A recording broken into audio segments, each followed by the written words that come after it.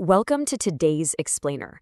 Man, I am absolutely thrilled to have you here because we are about to peel back the intricate layers of a true 1999 cinematic masterpiece, David Fincher's adaptation of Chuck Palahniuk's Fight Club.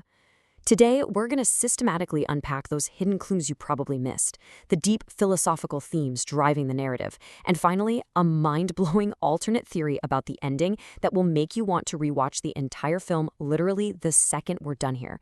We've got a lot of fascinating ground to cover, so let's just jump right in. Okay, let's dive into this. When you have insomnia, you're never really asleep and you're never really awake. With this iconic opening quote, director David Fincher is telling us up front that everything we are about to see hovers in this blurry, disorienting space between reality and hallucination. The narrator is basically sleepwalking through his own life, totally numb, and this quote directly foreshadows the massive psychological split that's about to hit him. So, layer number one, the Tyler Durden illusion. To really get this film, we have to understand the core illusion at play.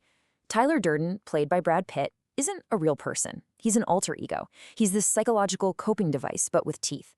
Our nameless narrator lives a super numb, meaningless life as a corporate recall coordinator, completely castrated by modern society. So his subconscious creates Tyler, a charismatic, aggressive, hypermasculine construct who is free in literally all the ways the narrator is not. Tyler is the narrator's desperate, violent attempt to escape his own stagnation. Moving on to our next layer, clues hiding right in plain sight. Director David Fincher left this brilliant trail of breadcrumbs, little Easter eggs scattered throughout the whole movie that point directly to the twist ending. Did you actually catch these details the first time around? Let's look at the evidence like detectives for a second. Okay, get this. When Tyler and the narrator get on a bus together, only one fare is paid.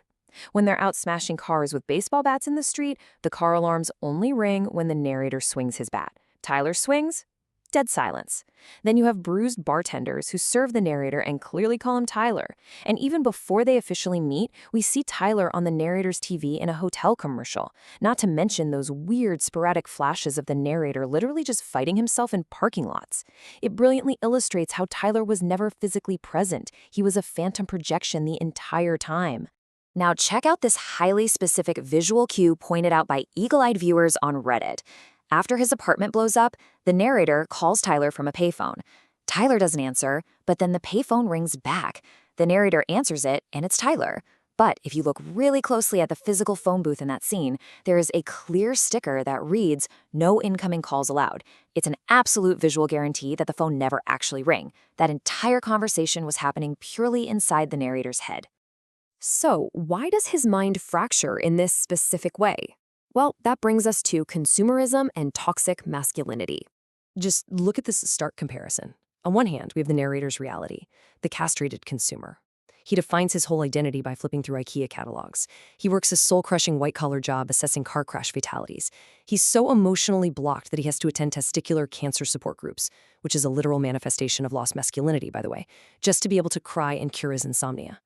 On the other hand, his mind creates the toxic rebel, Tyler Durden. Tyler lives in a decaying mansion on Paper Street, organizes bare-knuckle underground fights to feel alive through physical pain, and entirely rejects modern civilization. It is a profound philosophical dualism playing out inside one man's brain. But here is where the story takes a seriously dark turn. Let's unpack the Project Mayhem paradox. Tyler's underground fight club quickly mutates from this therapeutic release into a straight-up domestic terrorist organization with a very specific three-step plan. Step 1. Target the headquarters of major credit card companies. Step 2, detonate explosives to completely destroy the physical debt records. And Step 3, free the working class from their financial burdens. Think back to the convenience store clerk, Raymond K. Hustle. Tyler holds him at gunpoint not to kill him, but to force him to abandon his dead-end job and actually pursue his dream of becoming a veterinarian. Tyler honestly believes that by erasing debt, he's forcing the world to wake up and truly live.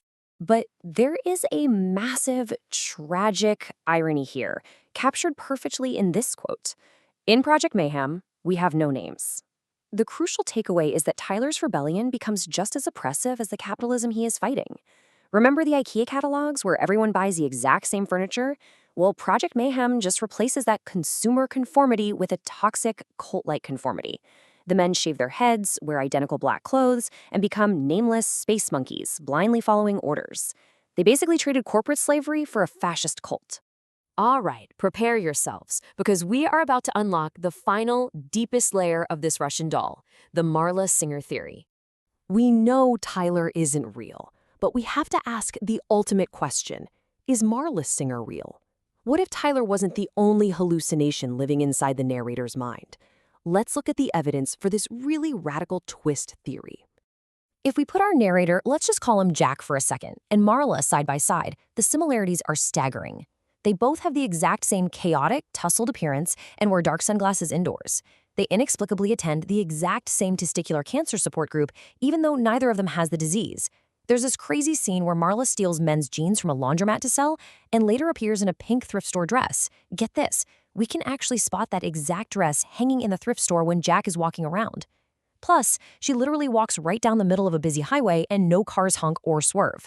It's almost as if no one else can even see her. Consider Jack's own words. Her lie reflected my lie. Marla first takes over his mind at a support group for men who have lost their testicles.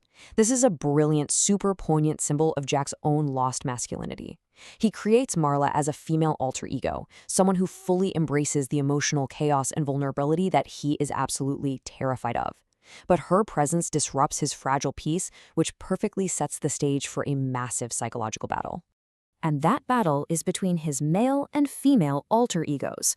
Just check out these specific clues. Marla and Tyler are almost never in the same room interacting together.